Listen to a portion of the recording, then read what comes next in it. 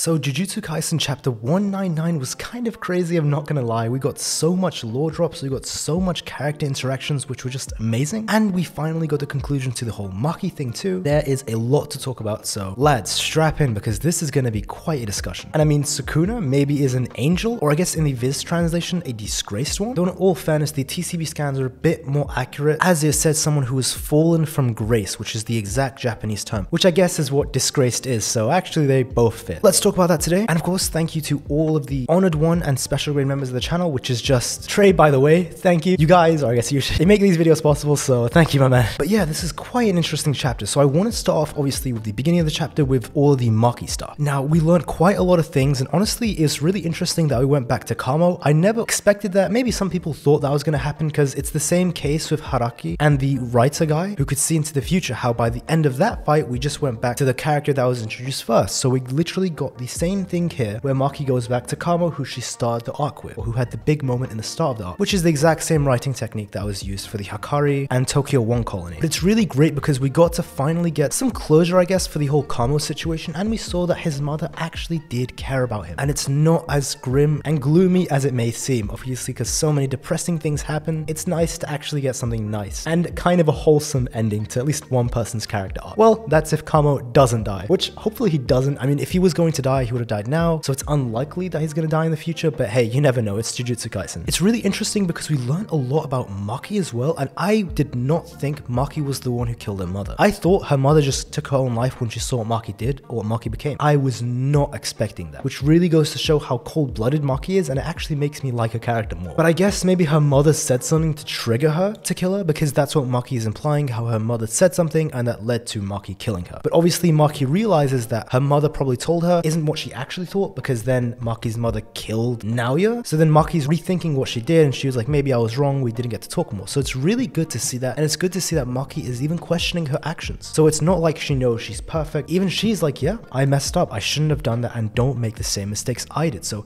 it's showing a lot of character growth from Maki, beside all the power-ups that she got from this arc. So yeah, great stuff to see that. And one thing I was really confused about, I was actually talking about this in a live stream, and there was no clear answer from anyone in my chat. What the hell is up with Daido? So Daido is the katana swordsman that we saw. So clearly, because we know he has cursed energy, because he was targeted by Naoya's domain and he could see him. But it's just that he can't use his cursed energy, obviously, because he doesn't know about cursed energy. And we know this for a fact because he can't actually see Naoya. Now, the theory was that perhaps he had a heavenly restriction that Toji and that Maki had, so that's why he's so strong as a superhuman, even though he doesn't have cursed energy. But it's clear that he has cursed energy, he's just never trained to use it, right? But that makes it so weird. So obviously he doesn't have that heavenly restriction because the domain could target him, unlike Maki and Toji. But then what the hell is up with this guy? How is he actually this powerful just as a human? Because remember, it's not like there are humans who are extraordinarily powerful in the Jujutsu Kaisen world. Out of the billions of humans that we saw that Yuji, who's someone who is pretty powerful in his base form, so without cursed energy, obviously he wasn't as strong as a grade 2 or even a grade 1 sorcerer. And I mean the Yuji at the very beginning of the story, chapter 1 Yuji, not the Yuji who we know now. But even him, who is like weaker than grade 2 or something, or semi-grade 1, was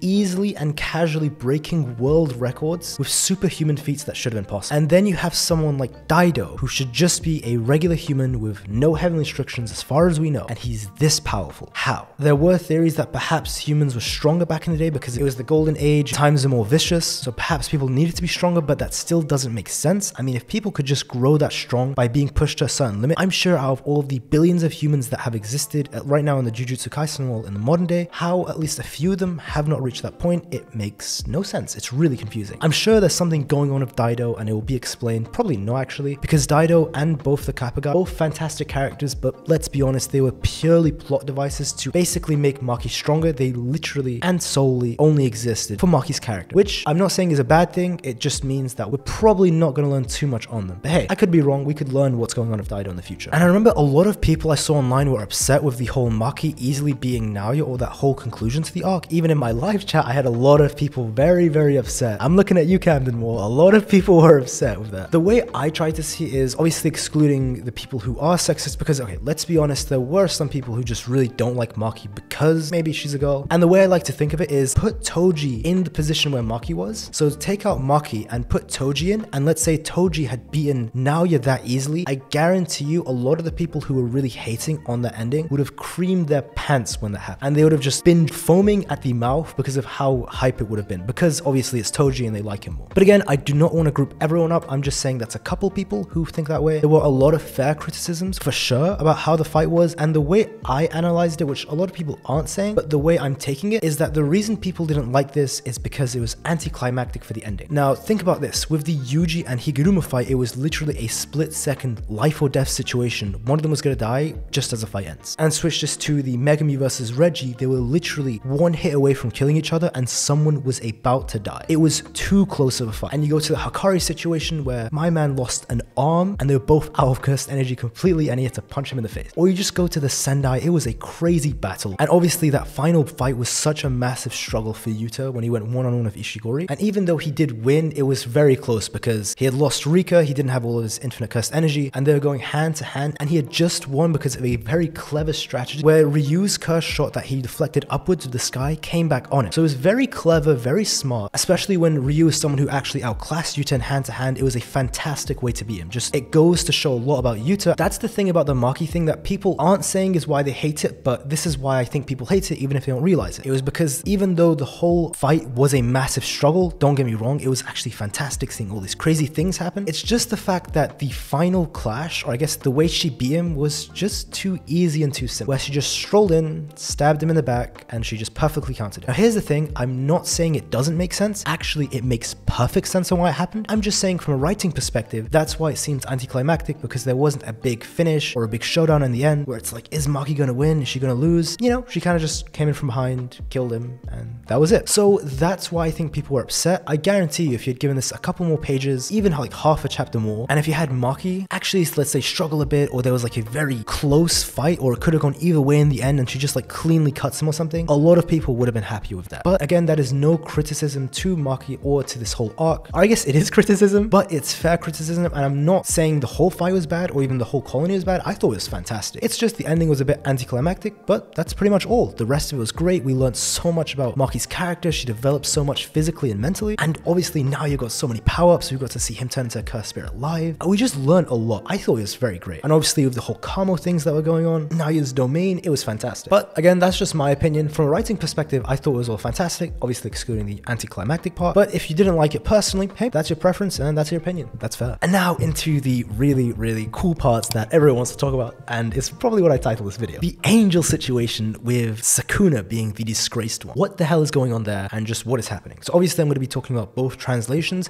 I do think the TCB in this case was more accurate and also just a lot better in general, though obviously it flips about which one's better or not. I want to say like 70-80% of the time the TCB is way more accurate and honestly just better, but there are times when the Viz is more accurate. And in case you don't know, the TCB is the unofficial translation, which comes out 2 to 3 days earlier. Now what the hell is going on with this god figure, and what is going on with Angel hunting Sukuna? So there were a lot of theories that I was talking about. Obviously it doesn't seem like Sukuna is an angel, which is what I titled my previous stream, but hey, you know, you gotta make those enticing titles. It is what it is, and it just sounds really cool. Sukuna is an angel or a fallen angel like Lucifer. That is just really cool. I hope that's true. But it does seem like there is some sort of clan or religion and that Sukuna was a part of this at one point. Obviously that's speculation, but considering the fact that Sukuna is the one who's fallen or is disgraced from a clan that worships a god, and obviously there is someone called Angel, so it seems like perhaps there are angels a part of this, or perhaps the angel is just the only person who's called an angel. But the whole point is, it does appear that it is very likely that Sukuna was a part of this clan or group or cult or whatever it is. I'm just going to be referring it to a clan for now because that sounds pretty cool. It probably is more accurate to refer it to as a religion or a cult, to be honest. This clan clearly has some very strong members because obviously the angel nullifying any and all curse techniques is incredibly powerful. And just one quick thing, the fact that Angel was actually afraid of Kashimo and didn't want to run to Kashimo, I'm just saying, I was gassing my boy up Kashimo a lot. That just proves how powerful he is. Though if I'm being objective and realistic, it's just because Kashimo counts as the angel because Kashimo doesn't use a curse technique, so Angel's own incredibly broken curse technique is actually useless against Kashimo. So yes, maybe Kashimo just counters, but I also want to keep it as a hype thing for Kashimo because yeah, hey, the angel is afraid of Kashimo. Not because of any counters, but you know, it's because of the counters. But back to what I was saying, you have this powerful angel, right? Who's literally got this godly technique, and who knows how powerful this person is. And we also have Ryomen Sukuna, who's a part of this group, or was a part of this group is what I should say. Now keep in mind, I do think Sukuna got far more powerful after he had left the group, because in his own words, which he has said many times, especially to Jogo, the only way to become stronger is to follow your own beliefs and to not care about everything, disregard everything, and just literally be as selfish as possible and destroy everything. That is the way where you can transcend and become far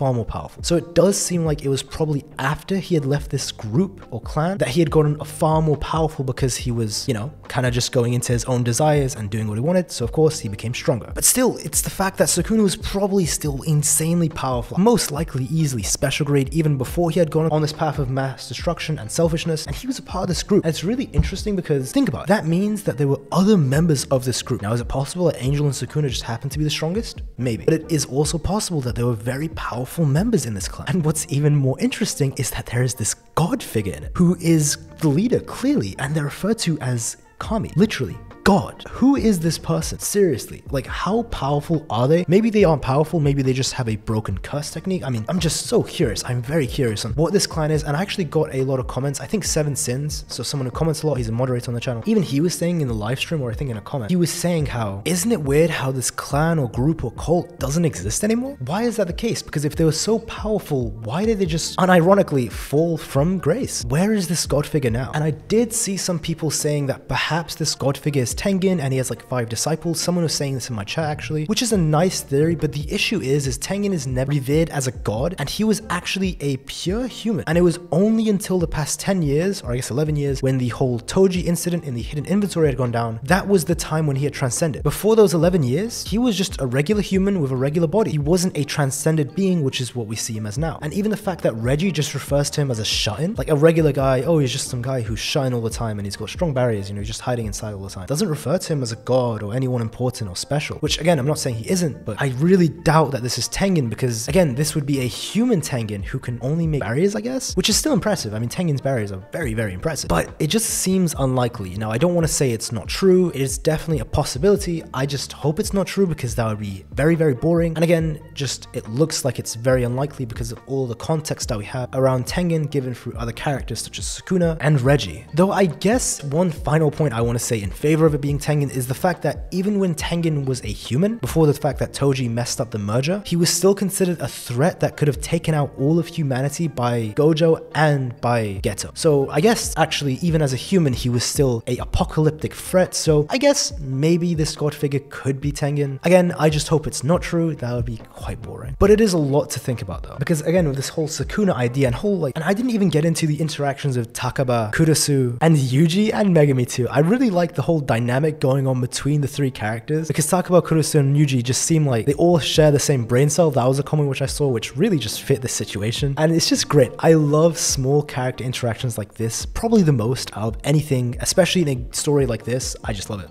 too much. I actually prefer these moments to fights, as crazy as that sounds, because it's nice. It really makes it seem like really realistic, really funny. It's very, I don't know, it's just a really nice read. Funny enough, I like that more than the Sukuna stuff, though of course the Sukuna stuff was far more interesting though. And it seems like Sukuna wants to talk to Yuji about it too before of anything. Now I saw a lot of theories that maybe Sukuna's planning on tricking Yuji. When I read the unofficial scans, I thought there's no way that can be true. When you read it through the new scans actually, which just came out as I'm recording this, that does seem more likely, because maybe the translation that the Viz is giving, it does seem like perhaps he's trying to trick Yuji, but I think that's not likely. I'm just going to be honest, I don't think Sukuna's trying to trick him at all. I think he actually is just going to explain things and give more context, though it is very weird why Sukuna would care about what Yuji thinks. So I guess that's why people think maybe Sukuna's trying to trick him, because it's very weird. Why would Sukuna care about how he looks or what this angel says? Is it possible that the angel has taken things out of context, or perhaps doesn't know a lot of the context? Even if so, why would Sukuna care about how Yuji perceives it? It's really interesting and it makes you think. And that is why people think that maybe Sukuna's tricking him, but I do hope that that's not the case and there's more to this, and that Sukuna is actually just being honest, and there's some really cool information about this. And something that Seven Sins brought up in my live stream, and I also saw Blaziken say as well, is that because the next chapter is 200, perhaps that's why the Maki fight was a bit anticlimactic and things are speeding along a lot, because Sukuna's probably about to drop some heavy lore stuff. We might even get a flashback into the Golden Age, and we get to see this clan, which would be really cool. We get to see God or something, maybe a younger Sukuna. I really hope that's the case. Even if it's one chapter, I will love that. I actually hope it's kind of like a mini arc, maybe like 2, 3, 4, 5 chapters. But perhaps that's why the Maki thing was rushed, because the next chapter is 200. So perhaps Gege, the author, wants to have this whole crazy reveal be in chapter 200, which I guess is actually a very good point, which Seven Sins and Blaziken were bringing up. So perhaps that's true, because it does seem likely. That probably is the case. But it's just really interesting, I'm gonna be honest. Ryomen Sukuna, the fallen one, the disgraced one. What is going on there? I would love to hear all of your theories about this. I'm serious. Give me every single theory you have. So obviously the whole Maki thing and the whole situation there, if you want to talk about that, by all means, I mean, hey, it's your comment, you can say whatever you want. But I'd really love to talk to you guys in the comments about, is this whole angel thing or Sukuna thing, and what is this god? What is going on? Why does Sukuna want to give this context? What is he about to say? I mean, what is Sukuna? Now, one quick thing, I actually forgot to mention the Maki part, but it's a small flex I wanted to throw in there, is that, yeah, I was right, and I was a tiny bit wrong, but I was mostly right. So actually, if you watched my other videos, or mainly my live streams, even by my live streams titles, but mostly if you actually watched them in the past, like a couple months ago, I had predicted, or I guess I was much a part of the group that believed that Maki is immune to domains, or domains can't recognize it. Of course, this was not my own theory, but a lot of people were pushing back on that, and a lot of people were pushing for the idea. I was 100% in that camp that believed that Maki would be immune to domains, as I actually debated with people in the chat in live streams. Now you're being so godly powerful, having a domain being easily stronger than Jogo, by the way. Easily. I was completely spawned of that. People called me crazy for saying he has a domain. People thought, I mean, I even have a whole live stream dedicated to him versus Jogo. And this was when we just saw him transform into this God of Death form. We didn't even get to see feats from that. And a lot of people were really confused, saying, how can you say he's stronger than Jogo if we haven't even seen him fight? Because this was when he just transformed and punched Narutoshi, and that's all we saw. The thing is, there's a lot of context and there's a lot of deeper details that go into these things, such as the fact of how powerful he was as a human, how powerful he was as a cursed room, and how the gap from a cursed room to a fully fleshed curse is so massive. Just using this basic concept, which is all things we've seen in the series, it was really easy to identify him being stronger than Jogo, and of course having a domain, which a lot of people were saying I was wrong, and yeah, here we go. Clearly true. And by the way, the whole Naoya versus Jogo debate, Naoya easily, and I mean extremely easily, beats Jogo, and I mean it would be a low diff. His maxim, his domain, his flaming techniques, a clean low diff. If you actually want to get into that, let's not talk about it in the comments of this video, but if you actually do want to see that video, because I just randomly brought this up and I was like, hey, maybe that's a good video idea. Let me know actually, and I will make a whole video on that, because that would be very cool to make. If not, I'll probably just rediscuss it in a live stream, which I've already done before, but that was before we got to see all of this in Naoya. So if not, I'll probably just discuss it in a live stream, but hey, that's a great video idea. I might do that. With Blaziken actually, I should probably message him about that. But yeah, I went on that little tangent about the whole Naoya thing, but I just wanted to kind of flex that I was right. And I know it's like, oh wow, he's got such an ego, he's flexing hard, and well, perhaps, I guess, hey, the one thing I've learned is you gotta toot your own horn, because other people aren't going to do it for you. People are going to give you a lot of shit when they think you're wrong, but when you're actually right, you know, no one says anything. So, but of course, I'm not like this godly predictor. There were things I did get wrong, such as Maki having killed her own mother. I did not see that coming. And I also got the whole Narutoshi being, well, I guess his power level wrong, because I thought he actually got one shot. Clearly not. Not only had he survived the punch, he was doing bits. And he had obviously gotten a lot stronger than he was before. I think I talked about this in my Naoya video, or maybe in my Vyuki video. I can't even remember which one, but I did talk about how Narutoshi got so powerful suddenly. So I explained that. But yeah, I was wrong in those aspects. But obviously for the things I said before, and especially the Maki and Toji comparison, which was something I was 100% spot on as well, because I had always said Maki and Toji are the same strength physically.